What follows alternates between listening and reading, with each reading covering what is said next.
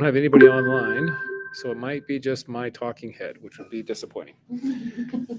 All right, so first things first. So CTE budget and enrollment. I talked a little bit about this. I think W missed it, but we were 26 kids under. But the district was nice enough to alleviate $65,000 out of our budget, which was great. So we have an operating budget.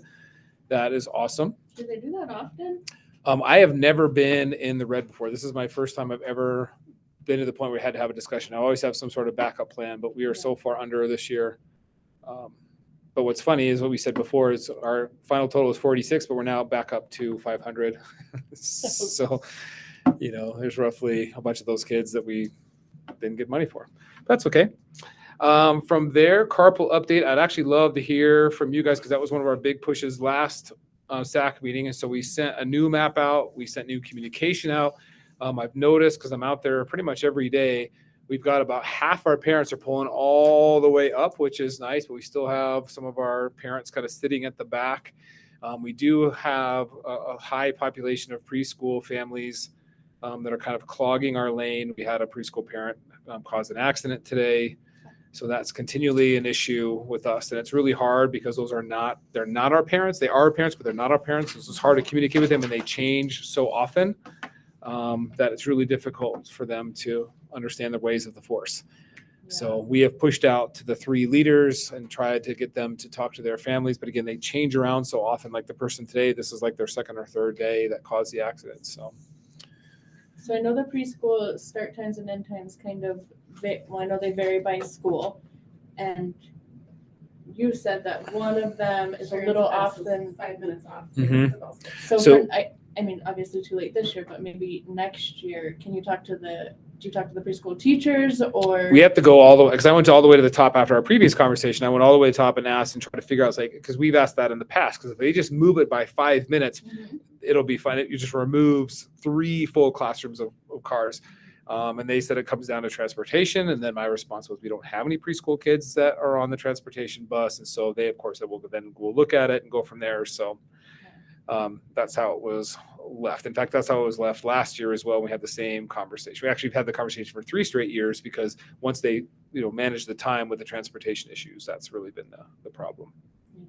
Not really the main problem. Well, actually, the main problem, I should say, because it's all these, because they have to come in and they have to park. Yeah. So that's a challenge. But any other feedback from? I know you are in the carpool lane. You're in the carpool lane. Sometimes you're never in the carpool lane. Your husband does every once in a while. Every once in a while, yeah. Yeah. Yeah, I'm never. Very rarely. When I did, though, I've been in lots of carpool lanes. Sierra Shop, gone over Pine Grove, Prairie Crossing, picked up lots of kids. I feel like ours is really good. I think ours is good too. And yes, I don't know. Carpool lanes suck, like they all do. But comparatively, I think we have a very smooth system now. I think you always have the times I have been able to come through it, you always have a lot more adults out there than a lot of schools do. So I think it's just stay the course, consistent communication.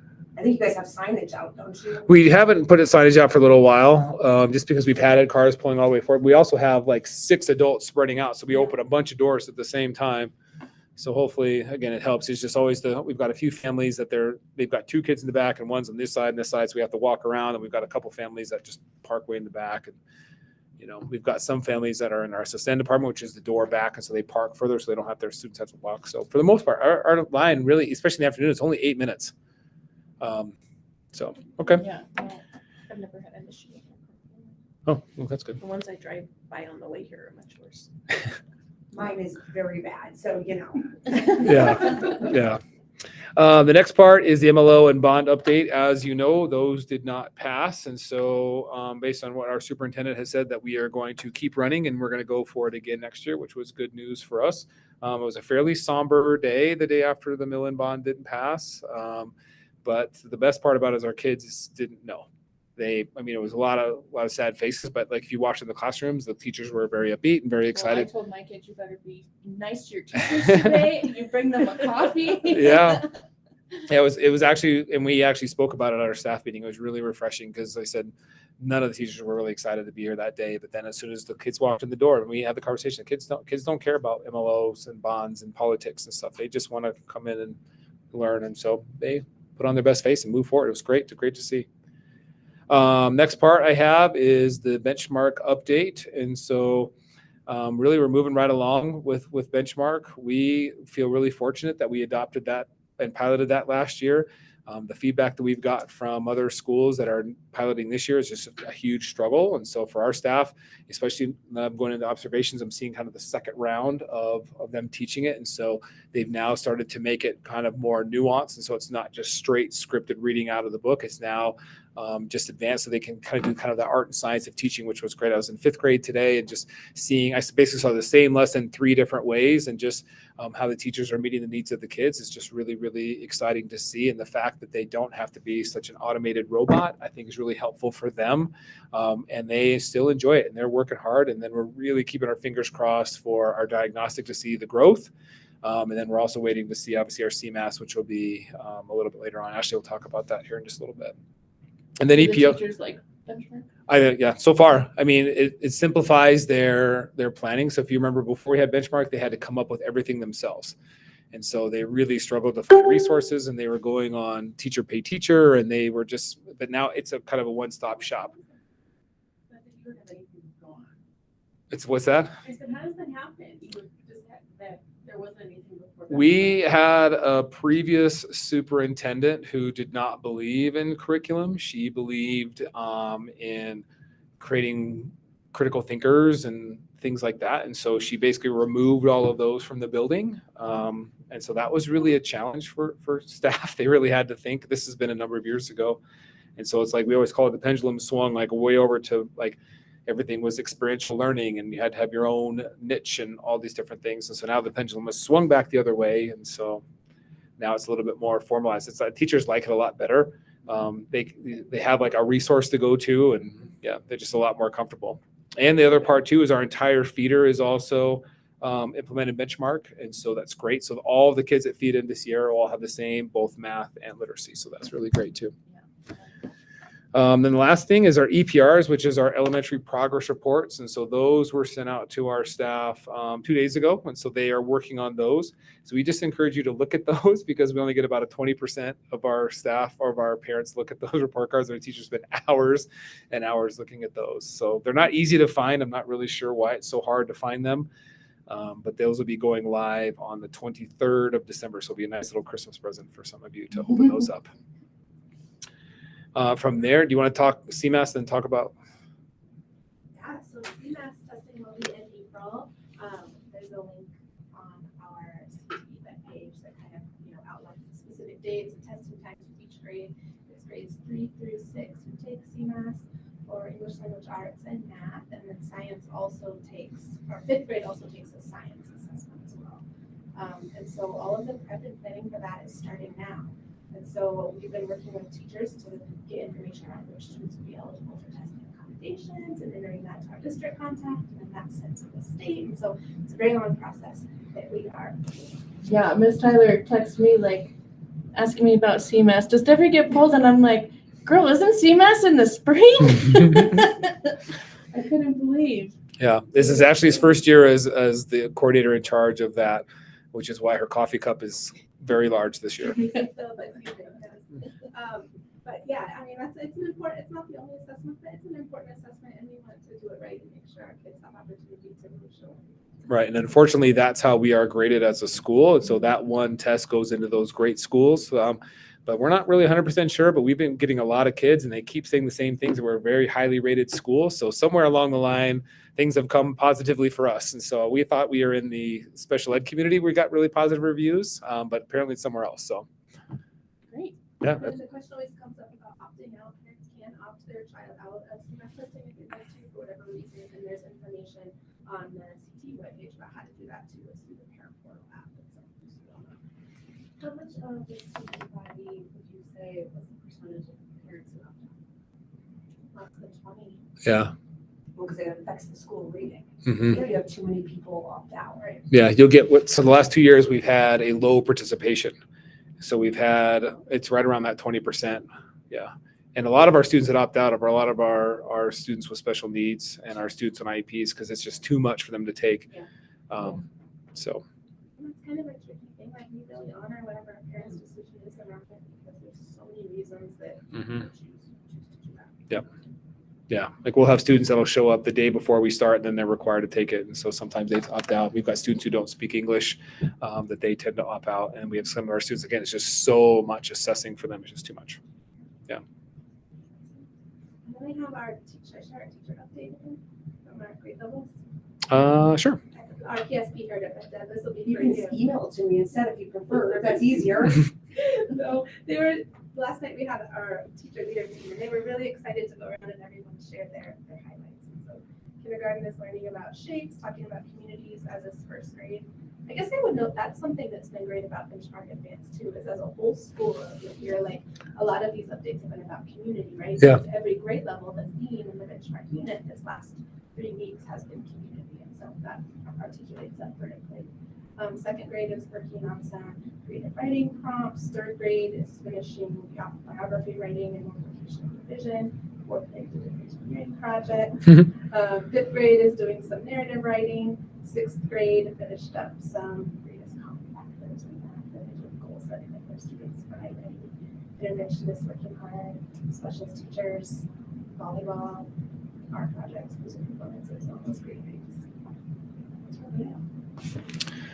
All right. So, Deb, that rolls over to you. Yeah, so I need to get re-added to the DAC email list because apparently I fell off of it and haven't gotten updates and didn't know there were meetings because I didn't look on the website. But last meeting that I attended was in September, end of September because of that. And really, I think the DAC kind of has like a rolling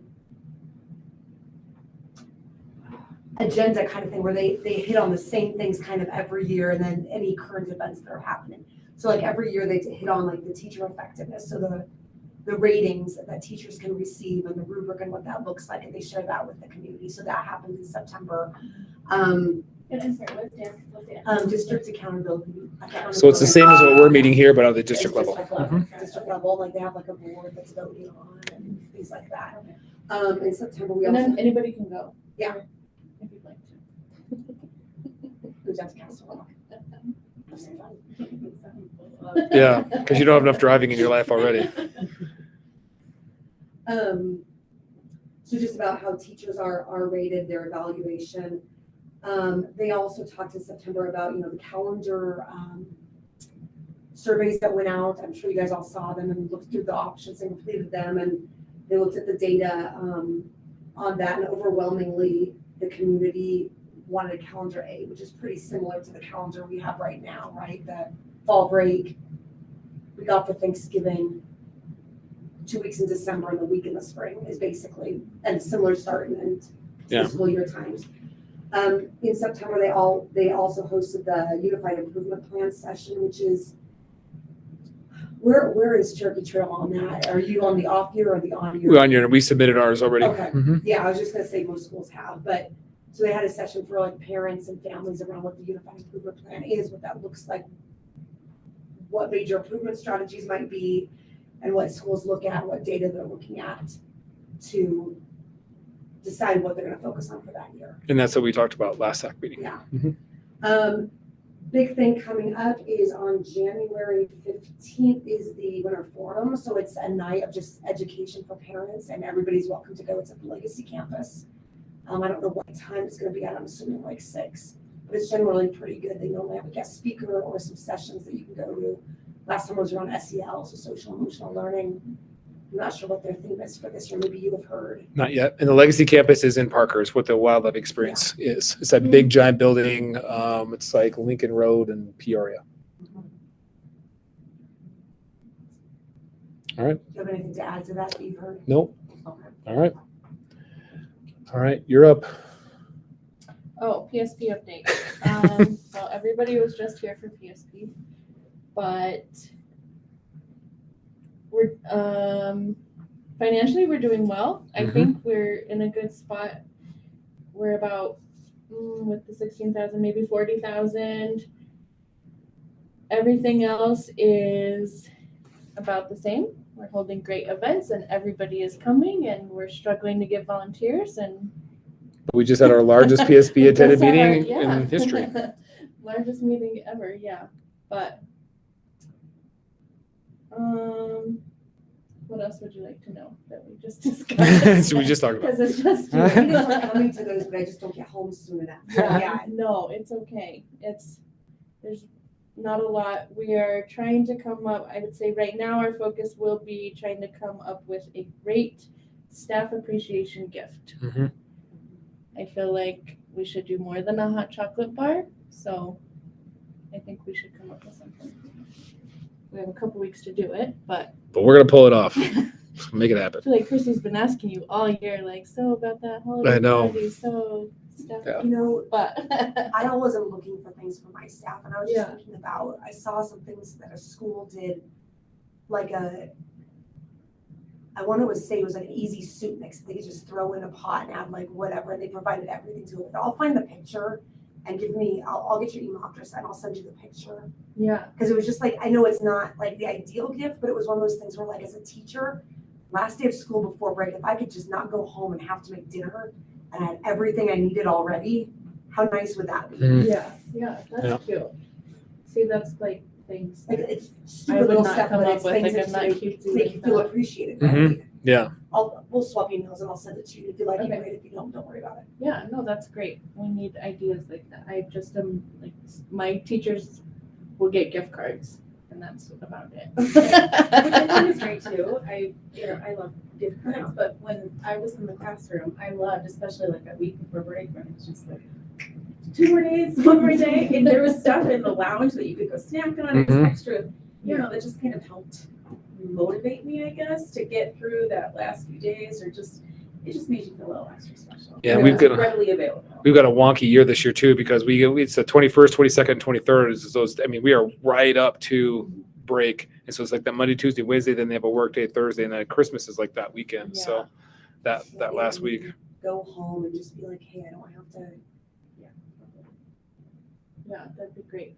Totally off topic, but how is the Stock the Lounge thing going? I guess we didn't get to that. Okay, good?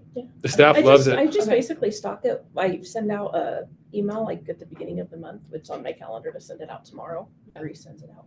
Okay. So they started, Jennifer had them start doing it like by grade level instead of the whole school. So obviously that makes a lot less donations. Just marketing numbers. You have 100 people, you'll end up with 10 that will read it, and then 1 out of those will actually Yeah. get something. So I prefer it to go to the whole school, but they But it's change always that stocked. It's always I do it. stocked. Yeah. out of myself. Yeah. And the staff always we- eats it. We So I budgeted get, up to 300 a month. I right? know, So if you I know, could- it's me. Okay. But, Yeah, no, my personal budget is 300 a month as well. So, and that's between, the teacher, staff, and prices I buy for, you see what Cadence brings home. Or she might not bring it home. She gets little prices every week from me.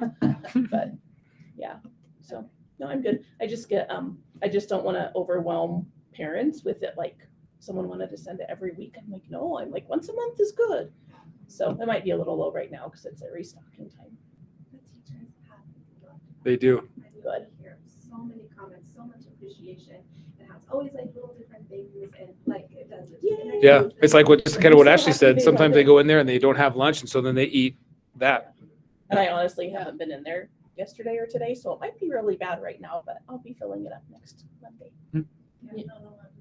Yeah. I mean, I'll be sending out the email. Yeah. And everything. We should put in like little comment cards, like if there's specific things that they want or need or. I asked them, the biggest things that they like are chips, which those go in like one day. I can't buy enough chips, Yeah. so Chips and granola those are bars. not always there. And then I try to bring the protein bars go really fast. Yeah. Yep. A lot of teachers will take those and they'll eat them in the afternoon. That's great. Yeah, and some people asked for condiments, so now there's a bunch of condiments in there. Yeah. That was kind of funny. I'm like, Not okay. everybody's a great cook. Yeah. They get those heat up meals. They sit there and all of a sudden the sriracha's on there. Yeah. Yes. So there's condiments in there now. So I'm gonna add that to my email. Yeah. So yeah, I asked them. I just say when I ask them about a comment card thing would be cool. Well, if you Try to already know, figure like, that out. yeah, no, if you already know that They like the chips and protein bars. The protein bars go really fast. Mhm. And then I bring in coffee and hot chocolate and that stuff too. Yeah. Perfect. For sure. Yeah, so PSP is going great.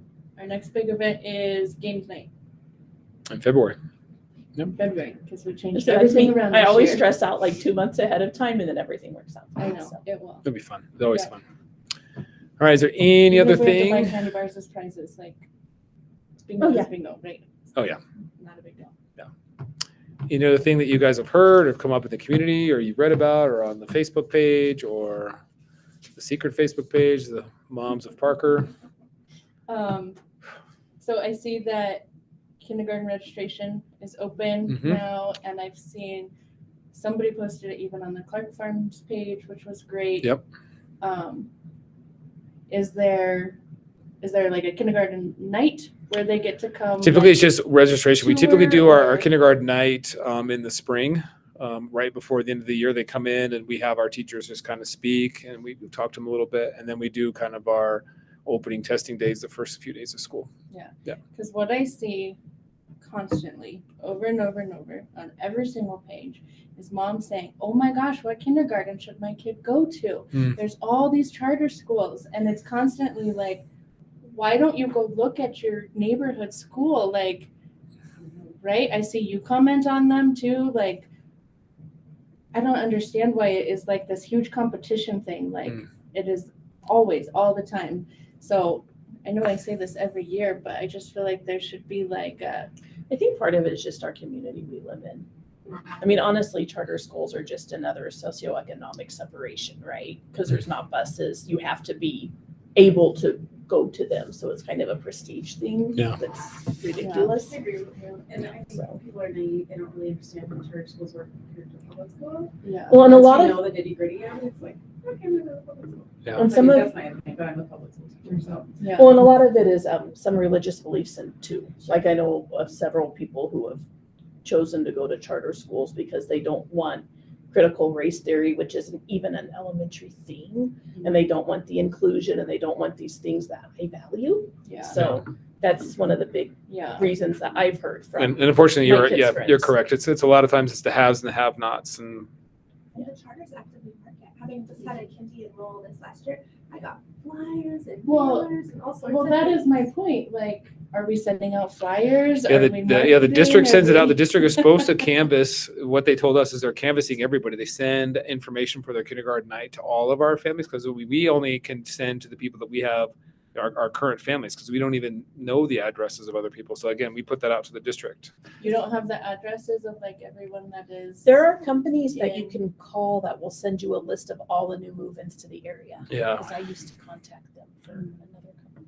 Yeah, so we've asked for that for years, and we've asked for them just the signs, and again, because you're dealing with corporations with layman down there is like that's a corporation, so there's millions of dollars in advertising. It's just But the kindergarten night that you do in the spring, Mhm. that's for people that are already like registered, Correct. right? And planning on coming here and getting more information. yeah. Is there a way to do an open house? Well, that's what, It's or similar like shop showcase, right? yeah. Like, Possibly. Yeah, like SHAP already did their showcase for the 8th graders coming in next year, which seems so early, but it's right now that all these parents are going, oh my gosh, what kindergarten should I send my Mm. kid to?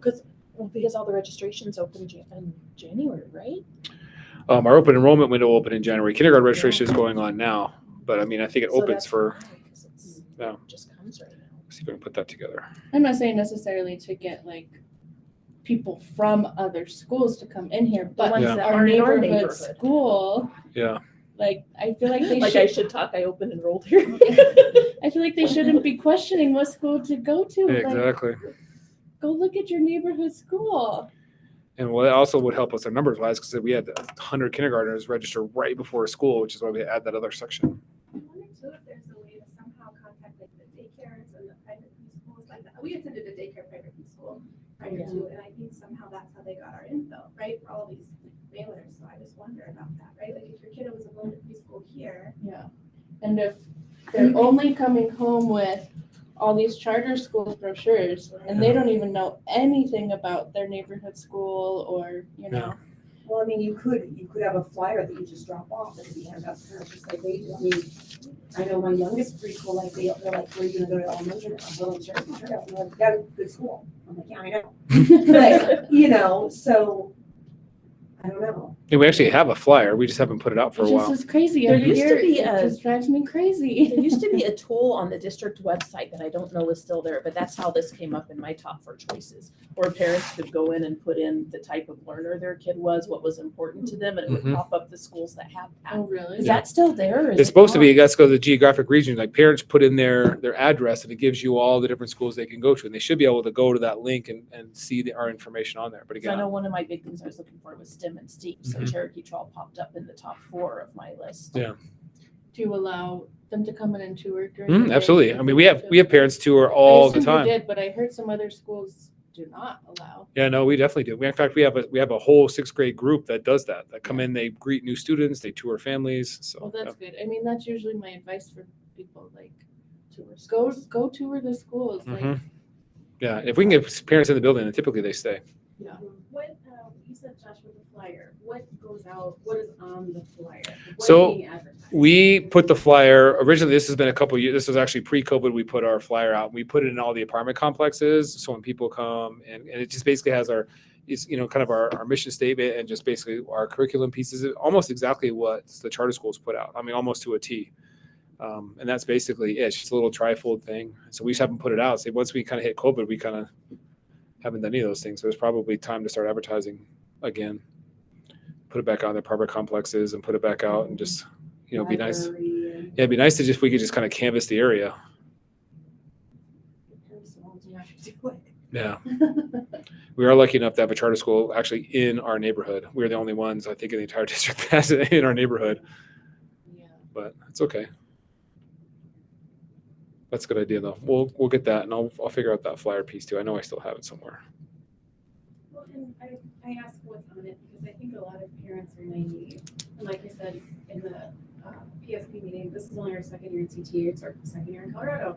We come from Chicago. Charter schools are not a thing. Mm-hmm. You go where you were sectioned to go. Yeah. And so when we came here, I was like, why, from my interpretation, like, where are all these charter schools? Are the public schools not good? And I definitely have a leg up, again, being a public school teacher. I know how to read the data and look at all of that stuff. Yeah. So I quickly saw, okay, yeah, this is kind of just this pretty facade that's thrown on everything. These charter schools aren't necessarily better than the public schools, but parents they aren't as informed as they need to be, Mm-hmm. nor do they take the time to really research things as thoroughly as they necessarily should. Yeah. And they have all these pretty flyers in front of them for the charter schools, and that, like, their neighborhood school is like an afterthought, right? Right. Well, and for me, in researching charter schools specifically in Colorado, I was kind of shocked because we did go tour charter schools just because I wanted to see what was so amazing.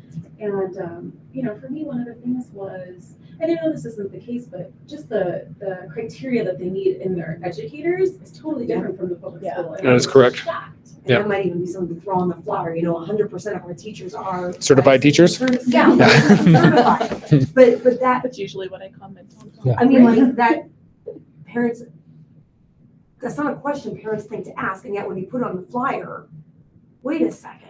I agree with you, Jeff, because for me, being a teacher Mhm. and, having a master's degree, I know that means something, right? People who are teachers It's know an what that art. means. It's an art, It is, right? and there's a reason that people get teaching degrees, and so that for me was a huge deterrent. Yeah. From some of the charter schools, but, Well, especially having evaluated teachers that are not certified teachers. I mean, like, going to school doesn't make you a good teacher, From but administration. there is a good opportunity that if you're not certified, you may not have the foundation you need. and I think teachers get that, but, so, okay, that's me soapbox, thanks. It's a great soapbox. I love it. But I said I can pull out the flyer. So it's not that old. So we can update We it. have Ashley, like, add a few words too. This is why you want to go to your neighborhood school. Put the quote on there. I know it's silly, but like, they need them flashy, glossy, pretty, professionally done. So, Yeah. you guys both do it. And I think part of it too is the mentality of the lottery. Like, you get to go there. If you make the lottery, then you get to go there. So Yeah. And most of them don't even have enough kids anyway. They just make it sound like they need more. I mean, Parker, Quinell, some of them do have a lot, but some don't. But I think if we had an open house or like something like that, like got people in here to see it, like sure, I don't know. that's a good idea. Like I said, I'm not trying to. Maybe if someone wants to and knows how, they could do even a PowerPoint. Like even all the art in the hallways was a big draw for me. Yeah.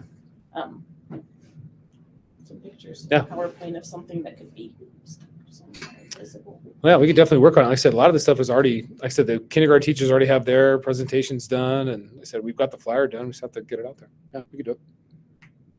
I like it. All right, what other great ideas did you guys come up with in the last 10 minutes? Market those to real estate agents. Yeah, The flyers, give them to real estate. When you see a house go up for sale, say, oh, this is a neighborhood school. It might be a selling point. We're really good. I guess that man always brings the calendars around and Cherokee Trail. There's this guy. Dan Bloomquist. Yes. Oh, We get man. stuff from him all the time, just throwing a Cherokee Trail flyer along. He's with like the this calendar. 80-year-old man that walks our neighborhood every single month and gives you a pen or a notebook or a calendar. All Yeah, the neighborhood canvassers. puts like flags in our yard. I had a friend that used to do little bags with neighborhood stuff. Maybe in the thing that I always throw away, that big value add thing that comes in the mail that has all the coupons and stuff from all the companies. Stick something in there. we might want to consider the HOA too. I was just thinking that because there's something for Clark Farms on Friday. Mm-hmm. So I wonder if there would be something that, and that's not the only thing the HOA is going to do. But Yeah. I mean, if there were flyers or Well, information. it's at the school this year, right? It's true, it is at Yeah. the school. Here. And is there a central mailbox in Clark Farms that has a bulletin board? I don't think No. so, but. No. You put it at the there's a- pool. There's a rep. I mean, at the pool in the Yeah. summer, you Okay. could, Yeah. yeah.